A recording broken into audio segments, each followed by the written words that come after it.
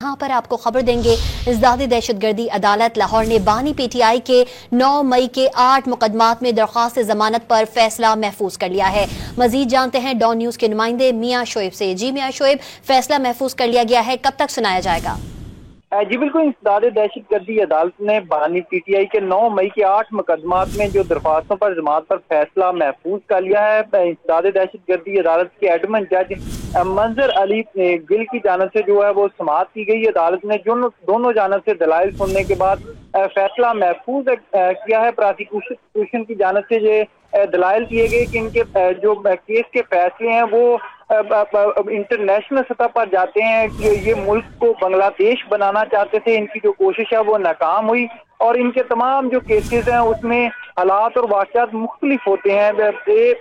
9 मई से पहले एक बाकायदा 7 मई को जो साजिश है वो तैयार की जाती है। प्रोसिक्यूशन ने अपने दलाइल में ये भी कहा कि जिसके बाद बाकायदा जो तमाम रहनुमाओं को हदायत की जाती है कि अगर मेरी गिरफ्तारी होती है तो ये तमाम तर जो तंसीबात हैं इन पर आपने हमला करना है। प्रोसिक्यूशन की जानिब से ये भी दलाइल दिए गए कि जो कैंट एक मखसूस जगह है वहाँ आम आदमी का जाना ममनू है, लेकिन उसके बावजूद जो है जो कारकुन है वो वहाँ जाते हैं, उनको बाकायदा पहले से इसकी हदायत दी गई थी।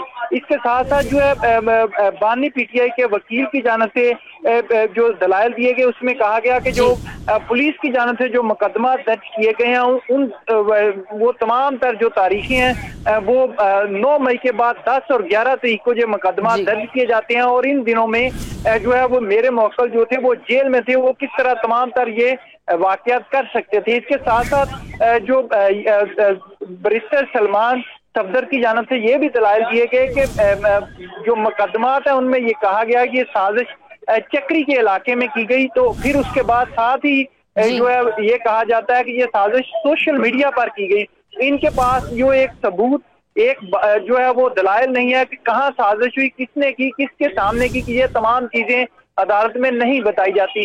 जिसके बाद दोनों जानिब से दलाइल सुनने के बाद अदालत की जानिब से फैसला महफूज कर लिया गया है और कुछ ही देर बाद मुतवक्किल है कि जो ऑर्डर है वो जारी किया जाएगा। जी, अपडेट कर रहे थे मियां शोएब, बहुत शुक्रिया आपका।